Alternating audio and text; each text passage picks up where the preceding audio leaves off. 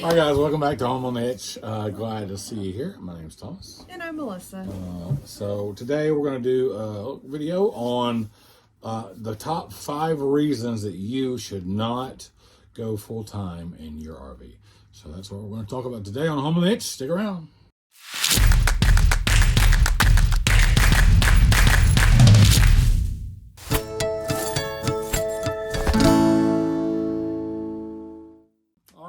Guys, welcome back to Home on the Hitch. Glad to see you here. Real quick, thank you everyone who's emailed, texted, and to find out how we're doing, how I'm doing. Healing up nice. Still got issues with the arms a little bit.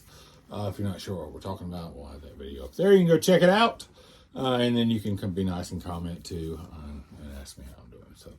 So top 5 reasons that you should not go full time in your RV. Let's count them down. Number 1 is a small space and no privacy. Right. So you're in such a small area that you can't really have any space to yourself. Unless you're alone, unless you are a solo traveler, it is not a good idea if you need your space. The only time you get any privacy is like when somebody leaves to go to work or the store or something like that. If you get mad, then there's really not a lot of place to go. So it can be a tricky thing to overcome. Now, if you had a very large rig that had divided rooms, you might have a little bit easier time, but still you're going to hear everything that person does. Or it's a really nice day outside. You can send them outside. Yeah, but that's going to be the number 1 reason that you should not go full-time in your RV is if you need your privacy and you need your space, then that's going to be something that you're going to have to get over with or not be full-time, because it's not going to happen. The number 2 reason that you should not be full-time RVer in your RV would be healthcare, prescriptions. Yes. It's hard to make all of your appointments for the same time every year. Or so if you have, if you've got a few prescriptions, or you have a lot of doctors you can see, televisit. But if you have doctor's visits that you have to be at that are sooner than like every 12 months, or if you got to follow up with a doctor every couple of months, and you have several prescriptions that you have to try to navigate while you're moving around the country, that can be tough. And it can be difficult to get home to make those appointments. Right. So we have experienced some troubles like that while we're on the road. As far as transferring prescriptions, Yes. Even though we use the same pharmacy, it's been difficult to have them stay up to date. So you think that your stuff will be in their system and your name's in there, but like the insurance information doesn't carry over. A lot of the details, discount cards and programs, that stuff doesn't carry over in the system. If it's been filled here, it might not show that you have a refill available over here. So it can be hard to navigate. It can be very frustrating. The types of prescriptions that you have also sometimes don't transfer well from state to state. Right. Some states have different laws and a lot stricter laws. So if you have healthcare issues that you have to take care of on the road, you're going to need to try to work out something that's going to work for you in your situation, because that can be difficult to navigate. Number 3, the number 3 reason that you should not go full-time in your RV is it's very expensive. It's a lot more. It's not cheap. It's a lot more expensive than you think. Just looking at it, if you are a part-time RVer or a weekend camper, there are a lot of hidden expenses that you're not thinking about. When you're living in your RV, it's not vacation. Okay. You still have maintenance on your vehicles, on your home. You're living your life. So you have a lot of maintenance costs on your RV. You have to do maintenance on your RV. All the things you're doing at home, you have to do in your RV. There's just mail. A lot of getting mail. You have to try to figure out a mail service, get P.O. boxes in the places that you're staying. If the campgrounds won't let you get packages, banking can be an issue also. Absolutely. Because there's, banks change from state to state also. So if you're thinking about full-time RV living, then you really need to know that there are a lot of hidden expenses. It's not just going to the campground and paying for a month at the campground. People tend to to fantasize about living in your RV. And don't get us wrong, we love it. And if it's right for you, it's right for you. But it's not, it is cheaper than living in a sticks and bricks, but it's not cheap. So keep that in mind. A lot of expenses that you may not be prepared for or thinking about right up front. And that would be reason number 3 why you should not go full-time in your RV. That's right. The number 4 reason that you absolutely should not go full-time in your RV, full-time RV living, is it's wintertime. It's wintertime, cold weather camping. If now, you may be able to go somewhere where it's not cold, and that's great, but a lot of people can't do that, and a lot of people have to get ready for cold weather camping. It's not the same as a wintertime in a house. There's a lot of things that you have to do. If you have outside hoses, then you have to have, heated hoses. You have to either have tank heaters or an enclosed underbelly. If you don't have that, then you might have to skirt the bottom of your RV and put heaters under there to keep everything from freezing.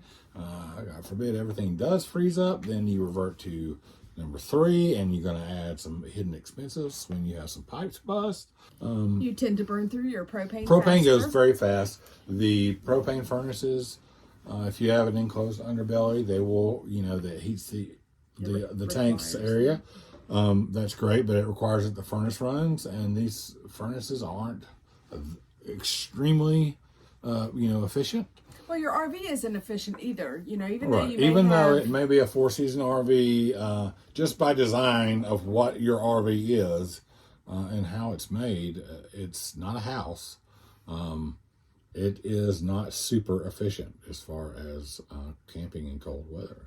So cold weather camping in the wintertime is reason number 4 that you don't need to go full-time in your RV.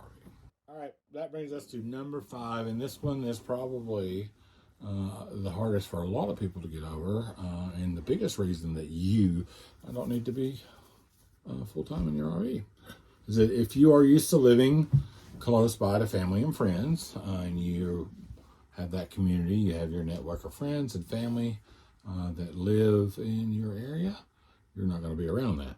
Nope. And it's really hard to schedule visits with your friends and family while you're back visiting for your doctor's appointment. And a lot of people just cannot break that bond or that need to be with each other. Close proximity to friends and family. One thing that we do is, we do a lot of FaceTiming with friends and family, the kids while we're gone. But it is very tough. So it is a hard thing about living full time. It's difficult, especially being away from your kids, because you can't hug them through FaceTime. Yeah. Even though they're adults and they're growing to be their own people, and me as a father, I'm still trying to get used to the whole quote unquote empty nest thing. I need them, I think, at this point more than they need me. Yeah. But it's tough just not being there all the time. But that's part of it. So if that's not something you can deal with, then that would be reason number 5 that you should not be full-time in your RV. So there you have it. Those are the top 5 things, or top 5 reasons that you should not be full-time in your RV rig. There's a lot to think about. What we mean by when we say you should not be full-time is you need to think about these things and a lot of other things before you take that step. Because it's not vacation. No, and it's a big sacrifice. It is there are pros and cons to it, just like anything else in this world. But it is a big sacrifice of a lot of things. Now, what we gain from it, I think, we classify as worth it for us. But each couple, person, group is going to be different. So you've got to sit down and figure that out. We're not trying to dissuade anyone from living in your RV. What we don't want you to do is sell your house and buy an RV and take off on the road and then be miserable and have already sold all your stuff. And know that you will reevaluate this from time to time also. Absolutely. It's like anything else in life. Nothing is permanent. Everything changes in a little bit. But so far we love it. We're going to actually We've been RV traveling for a long time. We've only been full-time for about a year now. And this is going to be our first little Christmas time in the camper. We got our little tree up. So it's going to be awesome. We're super excited. So, anywho, that's going to do it for this one, guys. Please give us thumbs up. Like the video. Like. Please. Leave us a comment. Tell us, just say, hey, how you doing? What's up?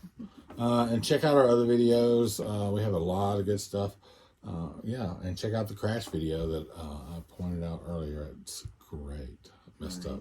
Don't want to miss that. But you can't hold this back very long. See, it's back to normal now. So, all right, like we normally say at the end of the video, guys, what do we say? Take care of each other. Love each other. And make every moment count. We'll see you next time, guys.